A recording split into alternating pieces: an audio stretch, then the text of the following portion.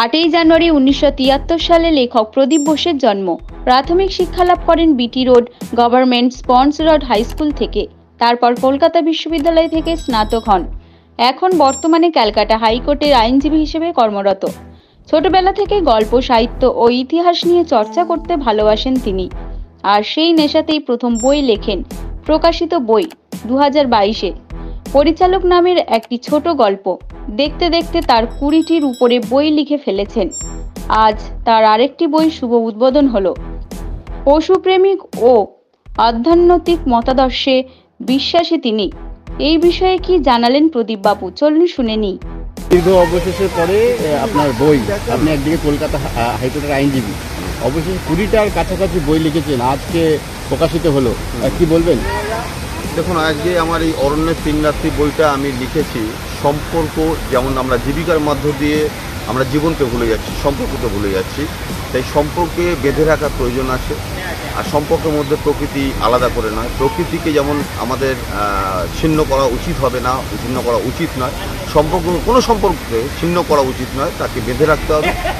আজকে একটা সংসার কখনো কখনো একটা মরা মাছেও বেঁচে যায়। অর্থাৎ বাড়িতে বউ বা স্ত্রী বা কেউ রাগ করলে যেমন একটা বড় মাছ, মরা মাছ যখন ঘরে নিয়ে ঢুকছি তখন সেই ঝগড়া টগড়া ভুলে যাচ্ছে। অর্থাৎ একটা মরা মাছ কিন্তু একটা সংসারকে বাঁচাতে পারে।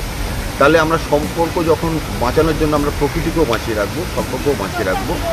আর নিজেদের জীবিকার জন্য আমরা সময় অবহেলা করি সম্পর্ককে, সেটা একদম করা উচিত না। যার ফলে সমাজে ডিভোর্স বা এই ধরনের নানান ঘটনা বেড়ে যাচ্ছে। তা আমি আমার আইনজীবী জীবনে এরকম অনেক ডিভোর্স কেস আমার কাছে এসে আমি দেখেছি যে আরেকটু যদি প্রশমিত করা যেত, আরেকটু যদি সময় দেওয়া যেত, তাহলে এই সম্পর্কটাকে বাঁচানো যেত। কিন্তু তা গেল না, তারা অ্যাপার্ট হলো। বা কখনো কখনো দেখা গেছে কোনো কোনো সম্পর্ক শুধুমাত্র সময় দেওয়ার অভাবে একে অপরের থেকে আলাদা হয়ে যাচ্ছে। সেই জন্য আমি সম্পর্ককে গুরুত্ব দিয়েছি।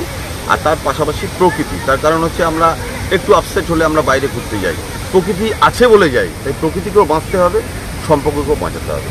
এক্ষেত্রে দাঁড়িয়ে বর্তমানে যেভাবে একদিকে যদি বলা যায় পরিবেশ নষ্ট হচ্ছে, ঠিক তেমনি কিছু ক্ষেত্রে বলা যেতে পারে এই সমাজটা তো রসাতলে যাচ্ছে, নব প্রজন্মের দিক থেকে বলুন, কিংবা বর্তমানে যেভাবে সিচুয়েশন যাচ্ছে সমাজের মধ্যে আমিও পড়ি, আমিও রসাতলের সঙ্গে দায়ী বলে মনে করি। কিন্তু আমি তার পাশাপাশি আমি যেমন একটা মেসেজ দিচ্ছি লোককে, আমি যেমন একটা মানুষকে উদ্বুদ্ধ করার চেষ্টা করছি যে প্রকৃতিকে বাঁচান, সম্পর্ককে বাঁচান, তেমনি সবাইকে আমাদের উঠে আসতে হবে, তাহলেই এই সমাজ বেঁচে যাবে। সেক্ষেত্রে দাঁড়িয়ে মূল পাঠ, এই বইটির যে মূল পাঠ অংশ আপনি লিখেছেন, মূলত কী কী থাকছে এখানে থাকছে একটি স্বামী স্ত্রী, তারা জীবিকার উদ্দেশ্যে তারা সময় দিতে পারছিল না একে অপরকে। অনেক গুমড়ে যাওয়া কথা তাদের বুকের মধ্যে চাপা পড়ে যাচ্ছিল, জমতে জমতে পাহাড় হয়ে যাচ্ছিল। কিন্তু একটা সময় যখন তারা একটা প্রকৃতির কাছে গেল, প্রকৃতির কোনো একটি মানুষের সঙ্গে তারা মিশলো, যে তারাও প্রকৃতিকে ভালোবাসে, তখন তারা কিন্তু তাদের সম্পর্ককে রিভাইভ করতে পারলো, তাদের সম্পর্ককে বাঁচাতে পারলো। এবং তারা খুব সুন্দরভাবে সম্পর্ককে বাঁচিয়ে রেখে একটা অরণ্যে তারা ঘুরতে যায় এবং তিন রাত্রি তারা সেখানে থেকে তাদের নিজের জীবনকে পুনরায় নিজেদের জীবনকে সম্পর্কে জুড়ে তারা কলকাতায় ফেরে। এই গল্প, এটাকে নিয়ে আমার গল্পটা। কতদিন লেগেছে এই বইটা? এই বইটা লিখতে আমার প্রায় 6 মাসের উপর লেগেছে।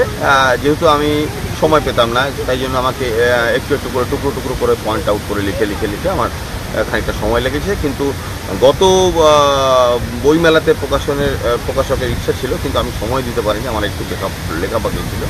তাই আমি শেষ করে আজকে প্রকাশকের ইচ্ছা অনুযায়ী বলছি যে বর্তমানে যে সময় গতিবিধি বেড়ে চলেছে, একদিকে যদি বলে টেকনোলজি অনেকটা এগিয়ে, বইটা অনেকটাই পিছিয়ে। যদিও বইয়ের মূল্য, না, বই পিছিয়ে নয়। আজ থেকে বহু বছর আগেও প্রাচীন দিকে দেখলে বই মোটেই পিছিয়ে নয়।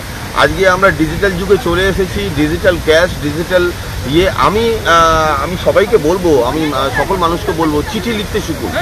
আমরা হোয়াটসঅ্যাপ অনেক ব্যবহার করেছি, আমরা ইনস্টাগ্রাম ব্যবহার করি, তারও কিছু প্রসেস আছে, পদ্ধতি আছে। কে কখন দেখলো, আবার ব্লু হবে, আবার নীল হবে, আবার এই দেখবে। আমি বলছি চিঠি লিখুন। পোস্ট অফিস আজও উঠে যায়নি, চিঠি লিখুন। নিজের সম্পর্কগুলোকে চিঠিতে যোগাযোগ করুন। ডিজিটাল উন্নতির পথে যাচ্ছে, একদম ঠিক, আমি তার পক্ষেই আছি, কিন্তু চিঠিও অনুন্নতির পক্ষে নয়। সুতরাং চিঠি লিখুন, সম্পর্ক বাঁচান। যারা পড়বে তাদের উদ্দেশ্যে কি বার্তা? তাদের উদ্দেশ্য একই বার্তা।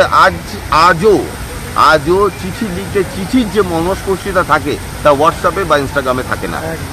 যারা বইটা পড়বে এবং যাদের জন্যই বইটা লেখা, আমি বলবো সেই সব ছিন্ন সম্পর্কগুলো যেন প্রকৃতির মাঝে গিয়ে দু একদিন কাটিয়ে নিজেদের জীবনকে রিভাইভ করে, নিজেদের জীবনকে পেছন থেকে আরেকবার ঘুরে দাঁড়াতে আমি এটাই সবাইকে অনুরোধ করবো। কি নাম আপনার? আমার নাম প্রদীপ বোস।